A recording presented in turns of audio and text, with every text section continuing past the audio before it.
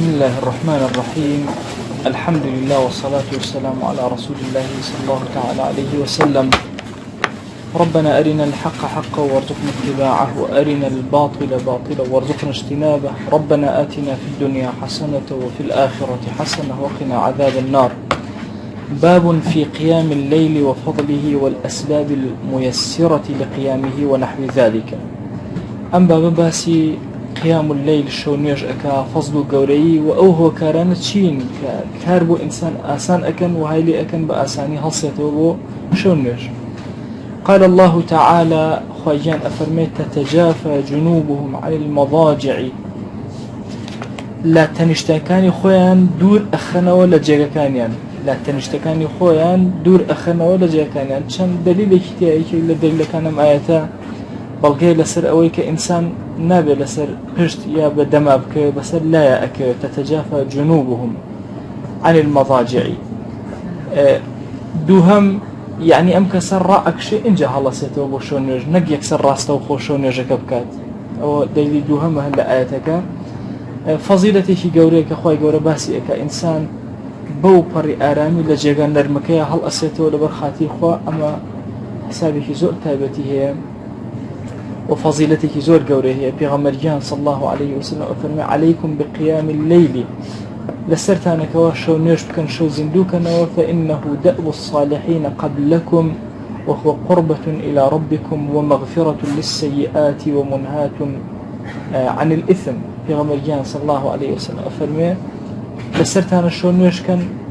أول ربازي هم صالحة كان ولا بيش إيوه هيش كسب نبو ولا صالحين تواني بيتي درجة صلاحي خوي برسكاته وبشو نيش نبي وبشو زندين نبي لقل أوشان نزيكتان أخاته والأخوة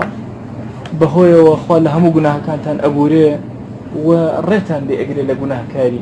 إنسان شان يشوي زندوبي أو أن دور لقناها كاري ووايدي أكاك دور كيوتو لقناها كاري حسني بصير رحمتي خوي لبي أفرمي لم أجد من العبادة شيئا أحسن من الصلاة في جوف الليل لنا عبادة كان هيج عبادتكم نبيني وبأندازي نيوشكبين للشوى باشتر بي وشاكتر بي فقيل له ما بال المتهجدين أحسن الناس وجوها بيانو دوتان أي حسن بؤكساني كشون يجكن دمتايان قشو برشن دارو جوانا فقال لأنهم خلوا بالرحمن فألبسهم من نوره شك أوانا بتنها لقل خوينا أمانة أويج لنوري خوي بيشكش كردن نوري خوي كرب سر دمتايانا وكل باسك وسر دمتايا بكري ويدمتايا كان أوا نوراني وجوان إنجا دواء أما غزالي رضا رحمة خوي لبي باسي أو هو كان أكاك بأساني إنساني مسلمان أتواني هصيب وشون يش أفرمي اعلم أن قيام الليل صعب إلا من وفق للقيام بشروطه الميسرة له إذا شون يش زور الزحمة ونراحة إلا مقر كسي وفق توفيق الدرابي وتخوي قول التوفيق دابي بو أو شرطو أو سبباني كواكاري بو أسانا كان بو هستان أسباب كان هندي كان بتشي مثلا نيجي إذا قرفت كان ويا هموما بدل حظ أكين شو نيشكين بس باش بونا توانين هو كاركيتشيا ليرة غزالي رضا رحمة الله عليه دو جور هو كار من بو باسكا كمالي هو كاري أشكرا كمالي هو كاري فنهانو نهيني أفرمي فمن الأسباب ظاهر ومنها باطن هندي الأسباب كان ظاهر وأشكرا هندي كان باطن وشاراون ظاهر كان أمانا يكم ألا يكثر الأكل نبي أمكس زور بخوا تا زور بخوا يكثر الأكل حتى زور تر بخوا كم تر أتواني هالصيت بتاتي إيواران كان بعضهم يقول يا معشر المريدين أكساني مريد كان هو هاوال مريد كان لا تأكلوا كثيرا فتشربوا كثيرا فتناموا كثيرا فتخسروا كثيرا أي مريد كان نتن زور بخون أو كات زور أخونوا إن جا زور أخوان خسارة مندي زور روتان تيئكا همو علماء بابلان طب يكون متفقا لسر أوي كهوكاري خوتني زور آوي زور نك خواردني زور آوي زور بلام آوي زور كي إنسان آوي زور أخواته كاتي كخواردني زور بخواته بويا أفرمون أبي خواردني كم كردوا آويش كم كيتوا تنبيه زياتر أبي أقايد زياتر أبي وقتی خوی لکردواری خو من آنو دوی زور ما خو خود لی اکیه از آن او هر بود دنیا بو آیش او های یعنی او مثلا لهمو باقولن قومياتەکانە بە جۆرێک لە جۆرەکان هەیە هەمووی شلەمەنی وها ئەکا کە ئینسان خەوی زۆرتر بێ بەتایبەتی ئێوارەن ئینسان ملاحەزەی خۆی بکە چونکە بەڕاستی فتەخسەر و کەثیرا والله ئینسان زۆر زەرمەند ئەبێ کاتێکەوە هەموو شەوەکانی بە بەتاڵ ئەڕوا ومنها ألا يتعب نفسه بالنهار بالأعمال الشاقة وهروها بروجة أوندي إجنك أوندج لا شيء خوي ما نكذا كشو هيجولي ده ببر نتوانه أبي توصل لروجة ملاحظة خوي كرد به وأما هم ظاهرا بأشكال إنسان بأساني أتوانه ومنها يكتريان ألا يترك القيلولة بالنهار بروجة قد بابلن قيلولة ترقنك واتا الروش وكو غزالي بيشتر باسي الروش بكابا دو روش لبيشني ورو كمك خيبوي بتواني قوتي تيابية فإنها تعين على قيام الليل لقال أول روجكا قرجقول تكاتوا عين الشوكش هاوكاري تكابوي تيرخوي بتواني هالسي شونجكا جيبا جاكي ومنها يكتر ألا أن يجتنب الأوزار أو يكخوي لبناها كان بباريزي إمام الثوري أفرمي حرمت قيام الليل 5 أشهر بذنب أذنبته سفيان الثوري أفرمي 5 مانك فهو يقناها وككردم خواهي قورا محرومي كردم نمتوان هاسم شون يرجك بهو يقناها وككردم 5 مانك من نمتوان شون يرجك كان جيبا جيكم سبحان الله كإنسان لخزمان قصي أمبيا وقورانا أوستي سفيان الثوري يعني حسني بصريان أوانا چن ورد تيجيشتن جناهك تصور كان جناهي أوانا وكو جناهي أمنية يعني لو شيء أوي كأيام بصغيرتي أجن أوان بكبيرتي أجيشتبن أو أيام بحلالتي أجن أوان بنخير بذنبي شي جوريتي أجيشتبن لبرانبريا وستاون والله حياتي أن أخوانيته هو سر سورة من يعني سبحان الله فضولي نظر فضولي كلام باشا حتى هاتون مثلا زور سيري مباحاتي شيئا نكردو تشاويان لمباحاتي زور باراسو لحلال ماشا تشاويان باراسو زور سيري نكردو زمانيان لچي حلالي زور بارستو حتى حلالي زور انجا قصة كردن يعني محاولان كمتين رجا قصة بن وكمتين توشيك تاوان ببن وزوري تلك حياتي او بيا وقوران انسان اخوانيته وبراسي شرم اكاد لحياتي خوي لجياني خوي يقناه او بيا وعظيمة علي 5 مانگ نمتواني شون يشكن 5 مانگ اي اما مثلا زور كاد ابينين مثلا ثقلك بسر شان معنا وتحمل ناتواني هالسنة اوهو كاركيت ميسرات باطنش من هي يكمن دانيان سلامة القلب للمسلمين وخلوه من البدع أو براسي إنسان ضلي صاغب برامج المسلمان رقي لمسلمان النبي حاقد نبي برامج المسلمان أو زور جرينجة شن باشتر لقى مسلمان ضل تعاملك أو نخوي جورك كارزيات ربو أسانك باشتر أتواني شو ميشتي وخلوه من البدع أبي ضلي باكر يتولى بدع كان زيادة كان لدينا وإعراضه عن فضول الدنيا أبي أها فضول كان زيادة كان الدنيا يكشتك إذا زيادة شاوة زيادة قصية زيادة همو باش أفرمكاتك أما يعني ستو بس تصور كان خيالي إيما يا خوي إيما لك يا خوي إيما وخيالي إيما حمو لنا الدنيا يا أبو زيد أو حمو فضول الدنيا باش يعني فضلات الدنيا زور أولنية بلا إذا طرفيك برواك جاري وهي أها الله بيوتشاكيك أما شهدكن شن بزان أما شن دورين لا حقيقتي أو بيو قورانا الله جارك لما الله وشو دروا هاد برسياري كروتي أم خان وجوانا هي شيء الله خانك زور جوان وتي ما شاء الله أما هي شيء وتني فلان كس الله شو هتبعين نخوت عقوبة نفسي خويدا هر أيوتوها قشي بس مالي خلقه ليش برسياري كزور بسيط وما شاء الله شيء لقلها كردوا تو خو مأموري خوي لسر زويا برسيار بوكي توها قشي بس يعني يكشتي زيادة كبرسيارك لحد يخوي تجاوزي كردوا بويا أفرمي وعراضه عن فضول الدنيا أو يكمن دانيان إلا ميسرات باطنان دوم ومنها خوف غالب ها يلزم القلب مع قصر الأمل إنسان أملي زور كم به وترسيكيش ظالبه بس الدليا ترسان لأخوة ظالبه بس الدليا ويلي أكا أي جولينه حركة أي كتاب يدوسك كهالسيته إنجا كمي أمل في غمر صلى الله عليه وسلم لم يجي كان فرمي صلوا صلاة مودع وان يشكى كتو أما خوا حافظي أكيتر إربجي إهضي فأجر إستو بيد بلن تنها ددقت ما لم ددقياته طوابيت أمري محاولة كده ددقات ولا نيرجع بجيكي باشا صلاة يبكي نيرجع بجيكي كأنما خوا حافظي لخلقك كي بروكن زري خيال النار عليكم السلام ضل الزور ورياء بي زور آرام بي بويا اگر انسان عملي كم بو عمل شاوري اوينا اگر كم بياني هالسيتو يكي له كار زور به اذا كان بوي شو هالسيتو بتمانى قطنا بتمابي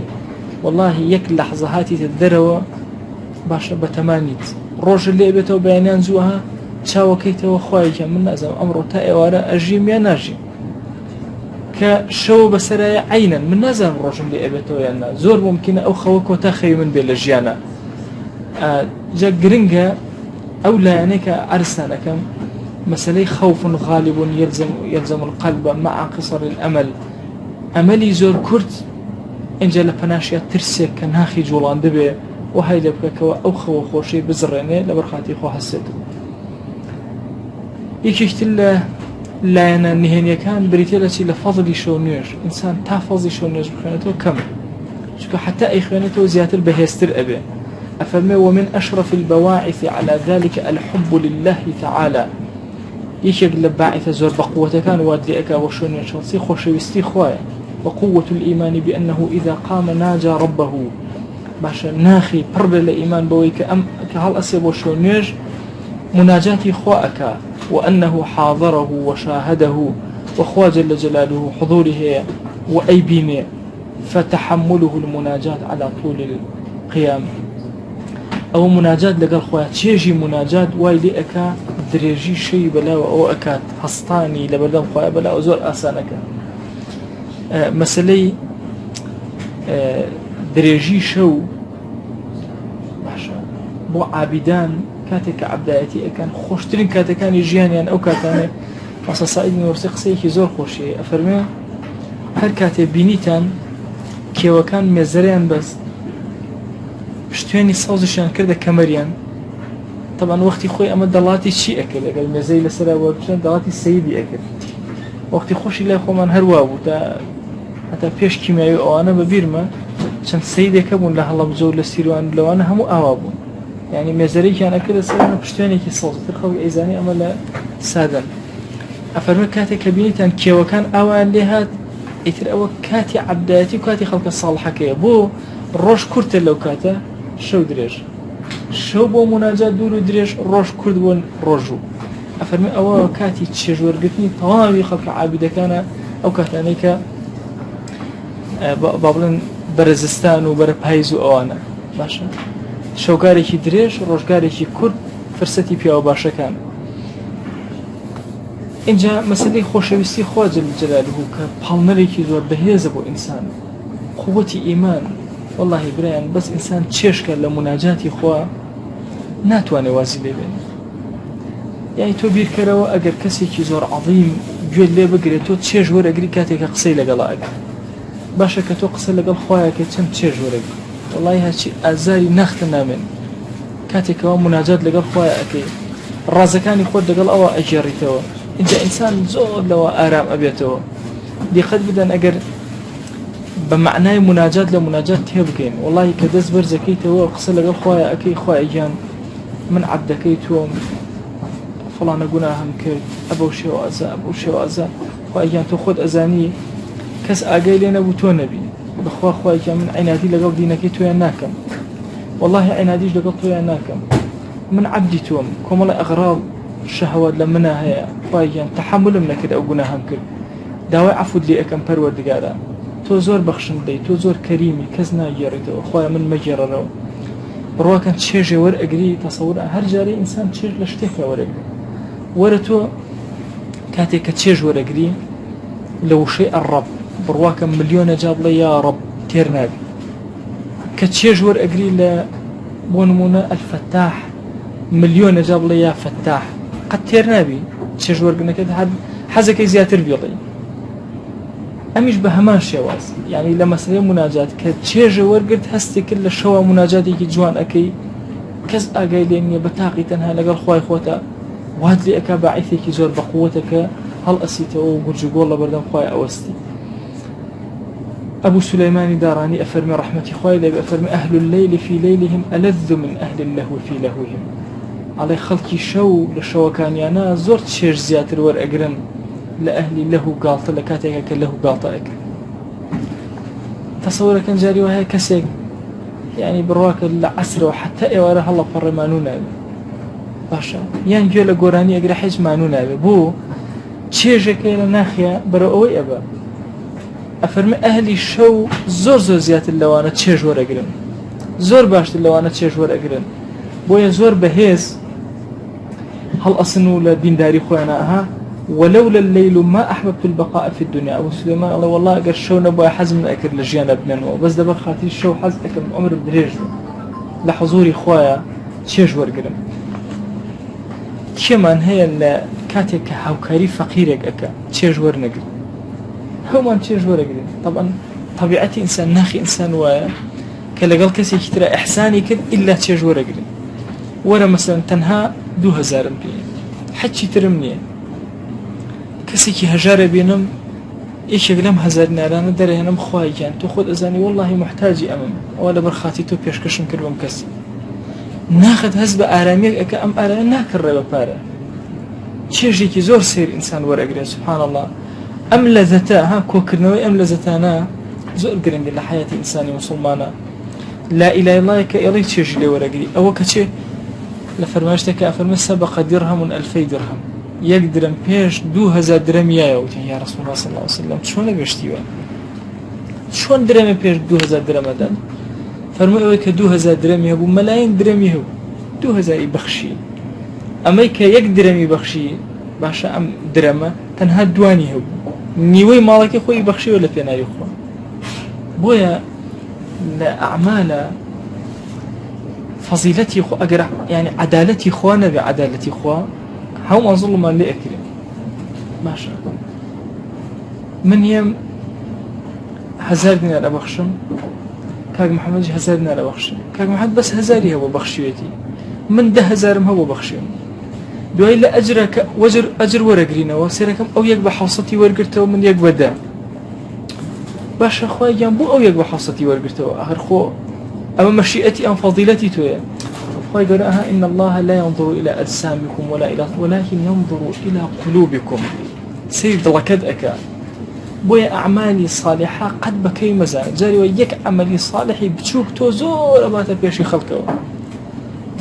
هاتن أصحاب رسول الله صلى الله عليه وسلم وتيان يا رسول الله صلى الله عليه وسلم ذهب أهل الدثور بالأجور دولة من كان حرشي أجر بركان يصلون كما نصلي وكو أما نيجكا وكو أما ذكركا وكو أما سروي أماش خير خيراتك أما تشيبكن أي هوار كش ما كنت فرمي الدوين نيجكا سبحان الله الحمد لله الله أكبر كان أما بكان بيشيان أدنى دواي هاتن والله يا رسول الله صلى الله عليه وسلم أوشكا فرمي ذلك فضل الله يؤتيه من يشاء الليرة دو معناه يكم يعني خوا بواني بخشيو بيوين بخشيو يكترين نخير مسألة أجي ذكر كان أو فضل خوايا خوي أزانت شون توزيعك وستناو كي زوري بؤنسي كي كمي بؤنسي والإنسان جاري واه السيرك كسيك آحادي قناح كاني يكي قناح كاني بسر عشرات ومئات حسنات يا زال أبي بويا مستحقي جهنم شون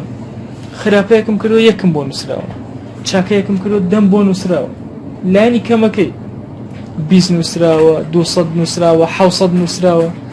تخوا أقل كسي أم يجيكاني زور تربية لو دديانا لو سطسطانا استحقاقي ويني عذاب بدري ماشا أول دي قناه كردوها يعني أقل يكجر برمونا أم كسل غيبت خوي أبارز باشا نو جار غيبتك هيشتا لا خويا كي قورت لك خوي بارز وعدالتي خوا لسر زي زور عدالتك عظيمة عبد كان كاتك هميان أجر وباداش كو أكنوا يكي زوري بركة ويكي كي بويا نيخسو سرشتي مادي خسو سرشتي ناخي كابرا دولة من الناخي چند باك بي أوان أجر ورق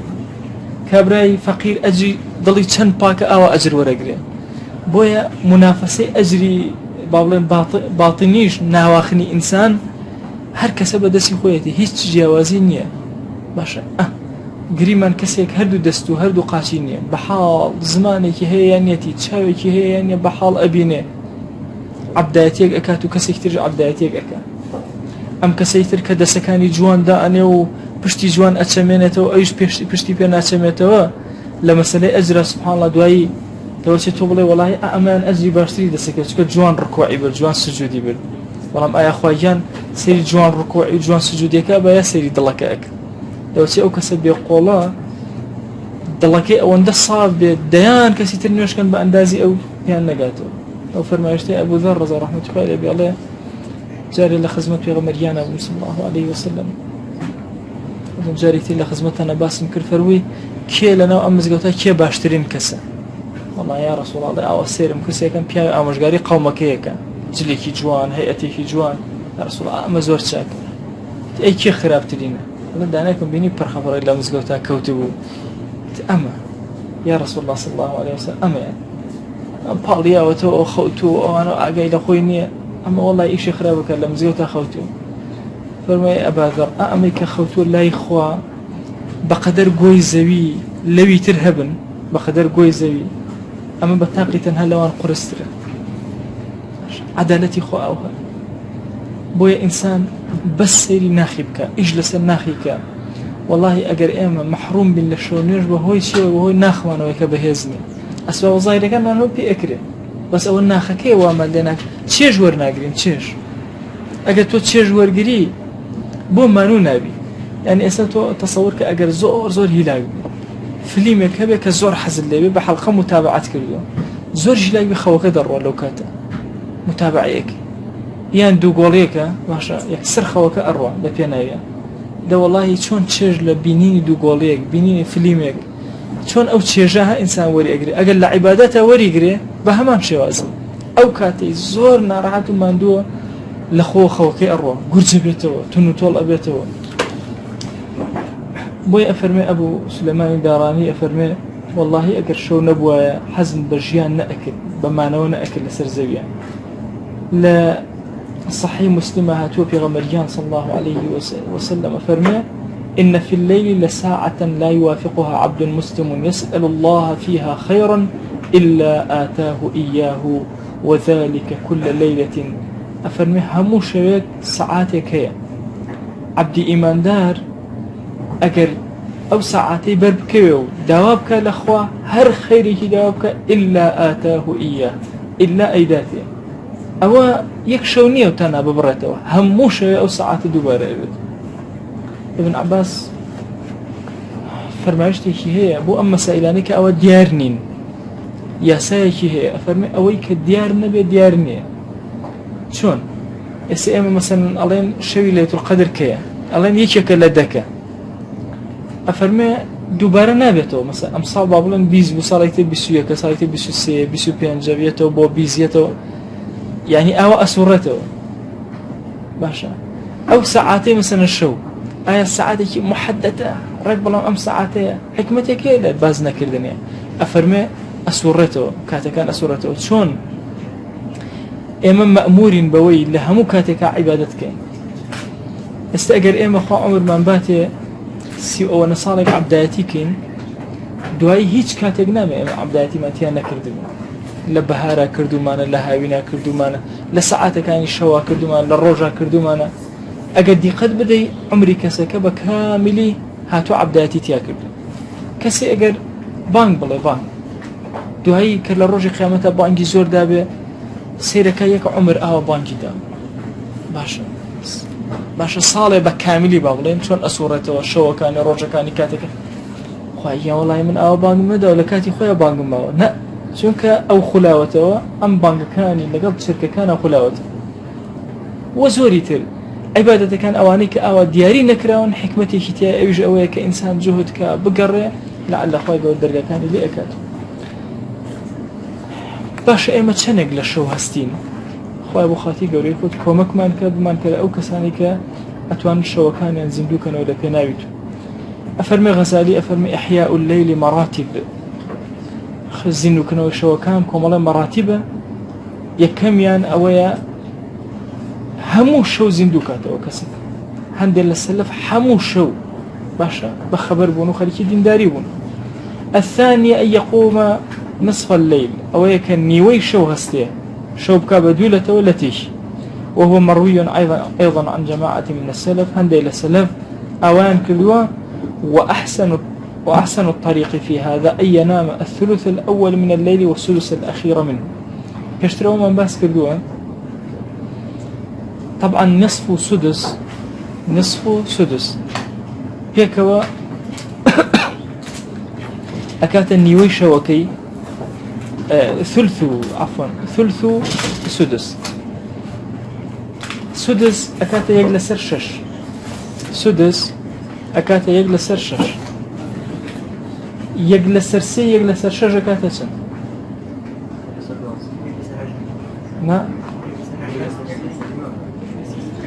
نا هر بسوكي كانوا نجوري كان بسوكي كانوا باش أكات دو يجلس سرسي ويجلس سرسي هردو كان بيكوا أكات سن أكات ثلثي شش يجلس سرسي كي كان يكدوا وانيا أي سدسكي كان يكا أكاد كان بهردو كان وسي إيش أو سير من غير روني سير كان ميراثة يجلس الشش يعني شش بشم هي بشي باشا ألم يجلس سي أما كانيكا يجلس سي أما باشا دو يجلس سي أكاد يجلس الشش وانيا كابود دو دانا دو لسر شش أكاد يجلس سي واضحة أما دو يجلس الشش الشنكة يقدانك يجلس الشش يقدانك والسي للشش كسي كابوني ويكل وانيا أمجي فرمي باشتريني هستان بوشو نيج أجني ويشو هستاي ثلثي كم هصة باشا بعكسه ثلثي كم بخوا باشا لقال سدسي أخيرا بخوا يعني أجر 6 ساعات بيشو 6 ساعات بيه 2 ساعات لأوله بخوا 6 ساعات بخبر وساعتي أخير بخوا واضح يا أستاذ شوانا يعني التوزيع كواني لبنايكا هستان قلو بينها وخوتنا وياك أو باشترين شيء وإذا كان أبو هستان بو نيويشو أجبتين نيويشو هست أفرمي وأحسن الطريق في هذا أن ينام الثلث الأول من الليل يجلس سرسية كم بخير كدو ساعات كأكا والسدس الأخير منه يجلس شش أخيرش بخير وتأجر 6 ساعات بو سيكا دوي لأوله بخير شيء لأخيره بخير. المرتبة الثالثة أو يكم دوهم وثمان هموشو زندوكاتوا يعني ويشو سهمين يعني أو يجلس سي شو زندوكاتوا فينبغي أن ينام النصف الأول نيوية كم بخير والسدس الأخيرة يجلس الشش أخيرش بخير أمجارة طبعا وثمانا ششكا يجلس سي شنكا دو وانيا ششكا أكاتا دو شيبكا شون أم بخير على بانيوية كم بخير يعني 6 ساعات لأوله بخير سدسي أخير يجيك ساعات لأخيره بخير 2 ساعات لو بينها بخبر أو كانت ثلثي شو واضحة يعني تو دائما لبين دو خوا شون جيبوه تتجافى جنوبهم عن المضاجع يدعون ربهم خوفا وطمعا باشا رأك شيء إنجا الله سيتوب شون يجيك أو بين بركاته أو أجر يجلس سي شوي زندو كل إنجا أمجور نيجا بريتيل نيجي قيام داود طبعا داود عليه السلام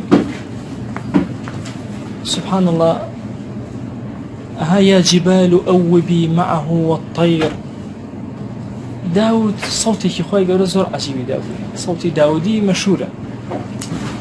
مزامير داود أفرمي كاتكوا عبداتي خوي أكد وتسبيحاتي أكد همو بالندكان لروشتن أكد همو جوان لأكد يا جبال أوبي كيوكان لقل يا دسيان بيكر بالذكر كذن والطير طير كانش لقل خصوصيتي أو بيغمبري عليه السلام أفهمك كاتك أو ذكروشتا دس في أكل أبو شوازة يعني تبير كروا كيوكان همو ما شاء تشي هر همو يخليك عبداتي بالنقطة يا زين شن قوري أو بو داود عليه السلام يشب لا صيام داود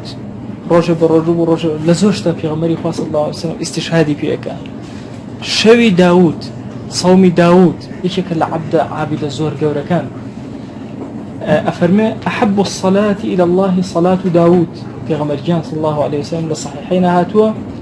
باشترين نوێژی داوودە كان ينام نصف الليل نيوي كم أخوت ويقوم ثلثه باشا يجلس سي دومي هلأسا واتا نيو 3 ساعات أخوت إنجا 2 ساعات هلأسا إنجا وينام ثلثه يجلس الشاشي أخير أخوته ونوم آخر الليل حسن خوتني أخير شو زوز باشا لأنه يذهب بآثار النعاس من الوجه بالغداة ويقلل صفرته أفهم الزردي دموشاو باشا وآثار باوشك داني زور تمالين دموشاو لعب أكد تو أم توزا تصور كان ورم بس تاقي كانوا فترة لفقيتها هم أكل دوای هر بزورش خوم لنا أكلته يعني أهاتم أو يجلس شيء أخير أو ساعات أخير أخوت مو هالأصامو دوای ترخو خود نيته خوش نيته لا يلا وش خو نيته أثاري أهم ما نبون بيته وديارني دوای نجيباني تدرسوا دوران دس في أكل تهلاني ورو هيج كستمنا بتعبنا بما نبون نبأ أو هيج نأكل جوار تحقيق رو أما صلاة داودي صلاتي زور قوري وهيج آثارك بدا مشاوته وبجنة على شكاها كسكاتي ولا من خوش بو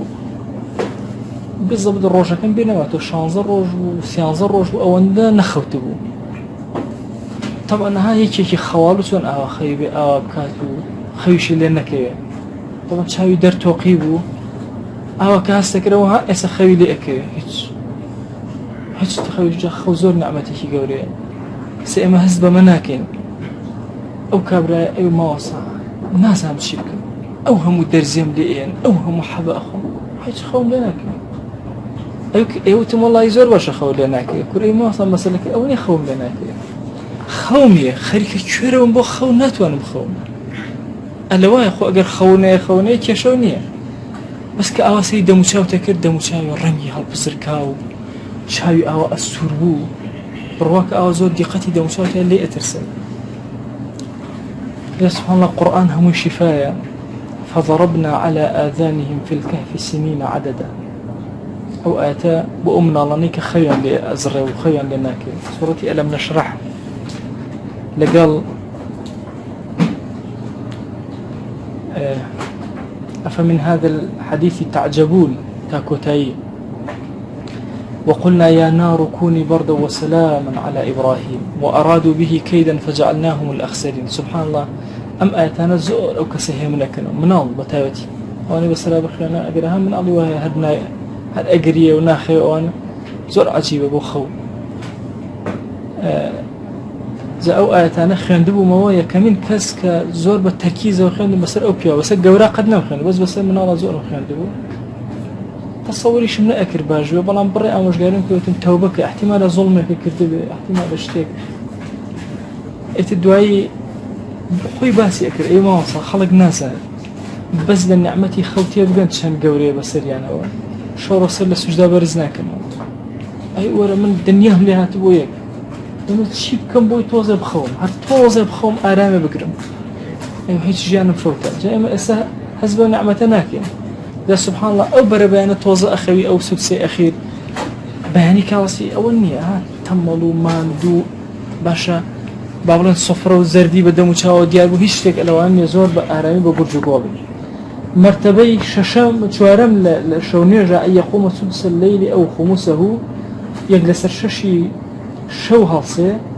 باشا يا خمسي شو بكاتا بينج باش بشي هي هالسي بكاتا شش باش بشي يعني يقول 6 ساعات يك ساعات باشا لبين ساعات خمس يا شوكات بينج بشيكي والأفضل من ذلك ما كان في النصف الأخير لنيوي أخير بدوا أو زور باشا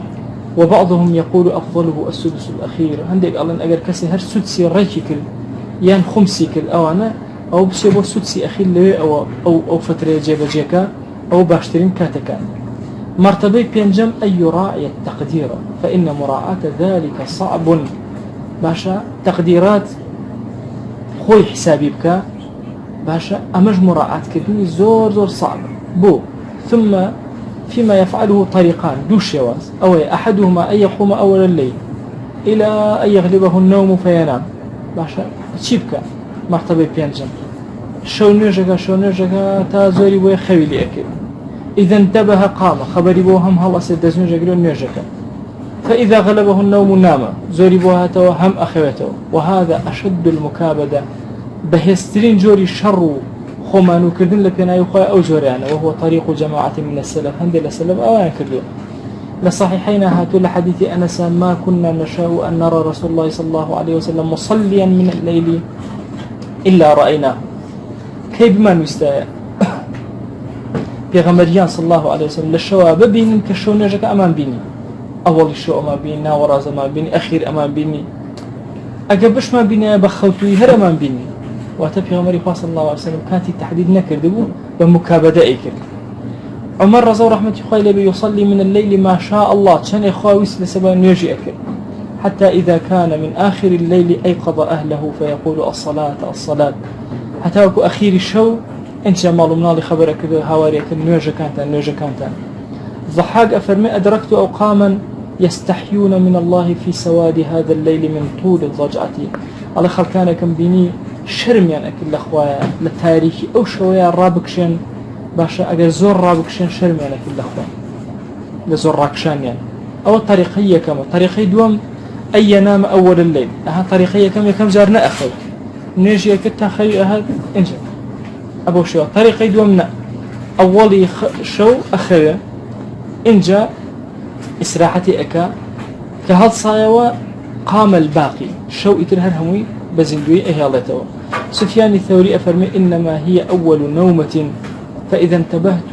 لم أقلها يعني لم ينم أفرمي أو يكمن خوبك أخوت باشا على إذا انتبهت على خبر بيته لم أقلها إتر أو خوناك موطاو هر أول دي أو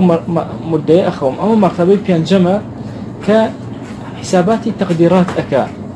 كسك خوي تشنيكي بي أكري أجر أمي بي أكري أو بردوام يك بدوايك باشا بخوي هالسيتو بخوي أولي ليل دواي هالسيتو تا أخير هر كم كان مرتبة كلا مراتب كان كمرتبة بينجم مرتبة ششم أو يبقى أندازي 4 ركعات يا 2 ركعات باش هر أمن دي جبجة كذا فقد روينا عن النبي صلى الله عليه وآله وسلم أنه قال صلوا من الليل صلوا 4 صلوا 2 ركعتين لفرمايشتين كان أفرمي شوار بكن شكر الشونيش بكن شوار دوان يعني هرتشون بيكن لسنن أبي داود هاتوا في غمريان صلى الله عليه وسلم أفرمي من استيقظ من الليل وأيقظ امرأته فصليا جميعا 2 ركعتين كتبا من الذاكرين الله كثيرا والذاكرات هل بياك هستا وشو خزانك يخوي خبر كردوا هاتن دور كان نرجان كرد يا أهله وتكوش جميعا بكارهنا ويعني خزان ومنال باشا امرأتك بوي الله فصليا جميعا 2 ركعتين دور كان نرجان كرد خوي بقول لك شيء أنسي من الذاكرين الله كثيرا والذاكرات لو أنا أنسي كذكري زور أكن مقاليكم خينتوا على زور أقاد لي بهش دور كترق نكي شوك على الأقل كنامي أعمالي أو شو بال أخير شو ناو النسرابي ناو يتوي هرتيا نسراو أقر دوكش بنكرد بي ناو تهرنا نسرا أو شو بوي حرشون بي أقل دانك مرتبي ششمك غزالي باسي أكاوي إلا دور كاتب جيب جاكل بي أها طلحي قري مطرف يأمر أهله بقيام الليل وقول صلوا 2 ركعتين دور كان فإن الصلاة في جوف الليل تحط الأوزار قلنا كان أوريني هل أوريني زحمتي كان هل أوريني دور كان فهذه طرق قسمة الليل أمرق كان شون بشكردني شون فليتخيل المريد لنفسه ما يسهل عليه مريد خوي باسيركا شيبو أو آسانا أو جبجيكا فإن صعب القيام عليه في وسط الليل فلا ينبغي أن يخل بأحياء ما بين العشاءين وورد السحر باش أجر حر نيتواني شو نيشو نيتواني شو هستي شيبكا علي كربا حرشونه بين دو عشاء زندوكاتو باشا ووردي بربياني لبيرنتي وردي السحر حرشونه بك ليكون قائما في الطرفين لمسر أوسر بين إوارة وعشاء ذكر ورد أورادي خيان دبي يكتوزيش بيجنجي بياني سحر بارشو باشا أجايلي بذكر أورادي خيان دبي بۆ ئەوەی هەرچۆنە بێ ئەم سەر و ئەوسەری شەوی گرت بێ. وهذه مرتبة سابعة أما مرتبة حوتمة كإمام غزالي باسيك واتا شوي كرب حوبش حو قسمت أفرمي هر كسي بابي لششكا هل بجيري أجر هر نيتواني نكرة ويردي بربيان ويردي إيواراني ليات لك أو دوان الزندوكة لعل لو كسان المسرية كوا شو كان الزندوك الوتم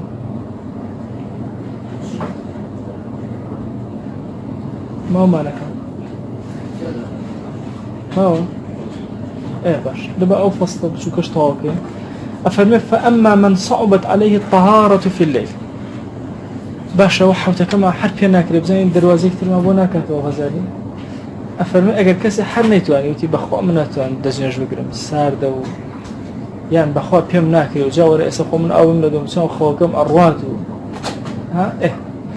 افرمي شي وثقلت عليه الصلاة والله من لشوا حتشي اكم ناتوان أفرمي بس أمن دبك فليجلس مستقبل القبلة بحال ستقول لجاكي خوي قيناك نشي ودس نج بقري هل لجاكي خوي أو ربك قبلة وليذكر الله تعالى ذكري خوابك وليدعو مهما قدر شنك توانيه وبدعاء سبحان الله يعني شو زندو نبون نية حر هيك بينك لجاكي خوي مرؤك ما قبلة باشا حديكي كم ذكري خواي قوري أكم دعاء أكم شنة توانين فإن لم يجلس والله ناتوانا مصمو باشا ناتوانا مصمو ركما قبلة أي شيء كم أفرمي سبحان الله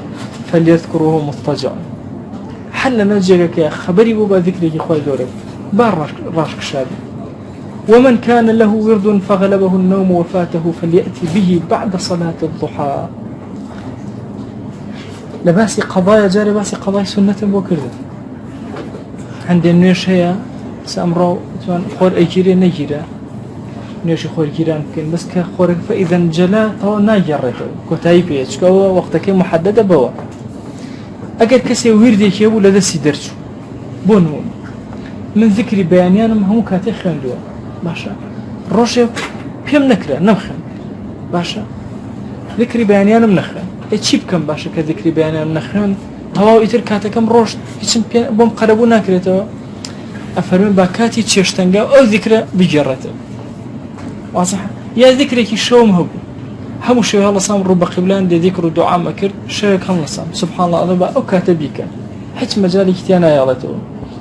ئەفەرمێ فليأتي به بعد صلاة الضحى فقد ورد ذلك في الحديث إلا فرماشتي في غمريان صلى الله عليه وسلم هاتوا من نام عن حزبه أو شيء منه فقرأ فيما بين صلاة الفجر وصلاة الظهر كتب له كأنما قرأه من الليل أجد كسك للشوى عند قرآن أخيان طبعا حزب الليل حزب النهار هي لقرآن بس هم جزء نكرة وتدو حزب باش أو حزب الليل وحزب النهار بس أو دوانية يعني برشكي هر کس خوی بخوی تقدیر یک لو أشي جزء بخيانة بشوا لو أشي ده بخيانة لو أشي شوار بخيانة ده نيو جزء يقل لا براء خيانة بشوا لا براء بالرجع ماشى حزب الليل وحزب النهار على إن فاته لدسي درسو كاف خوي لكوت باشا أوي حزبك شوي نخان ين هنيكي لين نخان أو شيء منه يعني خان دي فريانك أتشيب كم باش أو فريانة كوتم شو لبيني نيجي بياني ونيجي ظهر نيجي نيورو بياني نيورو ألو بين خان ديوا كتب له كأنما قرأه من الليل سبحان الله كأنما لشوا خان ديتي أما زياتر أما بو قرآن بلا مثل علماء قياسات يعني كده تسري بو ذكر كان بو ورد كان لدى سدرتو أو كتقربوا يكرر كقربوا كده وكأنما لليلة لشوا خان دوته وكوا شوا كتزندوبوا به وليحذر من له عادة بقيام الليل أن يتركها باش زور أقيل بي أو كسي ألفتي قرب الشونيجة والنكا تركيب كان لصحينا هاتوا بغمريان صلى الله عليه وآله وسلم بعبد الله كري عمريوت لا تكن مثل فلان نتي وكو فلان كسكي كان يقوم الليل فترك قيام الليل بيشتر أتو الشونيجة يكر إسوازي للشونيجة كان هنا ونكي وكو أوكي التزام كبشونيجة كتوا أو قيام الليل كهتا حد شوانه بدسي فيه وبقرأ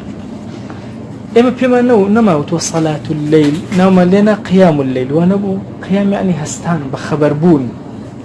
هستاني شو بويا الأخير سيدي أم بابا كان أم فصلا غزالي هنا يبو كوي أجر حر نكرا مسلمان إلا أبي سوتي كي شوي زندوبي هل جاكي خوتو خبر تبيتو عندي أذكار عندي دعاء ها عندي كمك أخوانم جا أميتا إيرا غزالي باسي أكا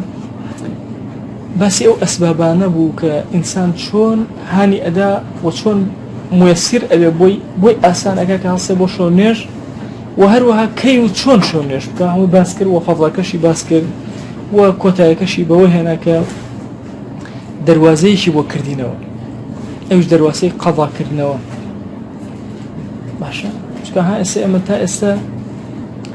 حتى ئێستا ئەو فکرە لە سەحوەی ئیسلامیە سائر بوو وەڵام نوێژ قەزا ناکرێتەوە بەبەرچەوە پێشتەوانی چوار مەزەب ڕەیەکی زۆر لاوازەکە ئەڵێ قەزا ناکرێتەوە وەلەما جۆرێک لە جمهوری عولەما بەڵێن نەک ئیتیفاق لەسەر ئەوە هەیە کە ئەبێ نوێژ کە لە دەست دەرچوو قەزا کرێتەوە ئەها پێغەمبەرگیان صلی الله عليه وسلم ئەوەی کە لە دەلیلەکان قورئان خوێندنەکەی لە دەست دەرچووە بە بچە قەزا و ئەدیلەی تر زۆرن لەسەر ئەو بابەتە عولەما قیاساتیان کردووە لەسەر ڕۆژ و لەسەر حەج و لەسەر شتی تر. وصلى الله على سيدنا محمد وعلى آله وصحبه وسلم تسليما كثيرا أبدا إلى يوم الدين. يا ربي خوي جعل قناهم الببورة وما جرى لو عبد الصالح عليك أتوان مشوا كان ينزندوكنا والدرجة كان خير بسلمنا ولاك ضلما آرامك بطاعة دينداري خوي خوشويستي ومحبتي أمدي نبخير ضلمنا وما جرى لو عبدنا الصالح عليك خوت يا ربي فرود قالك لين راضي خوي لمن راضي يا رب العالمين. آمين والحمد لله رب العالمين. يا ربي خويا قول لما قبولك وخويا سربرزي هدو دنياتك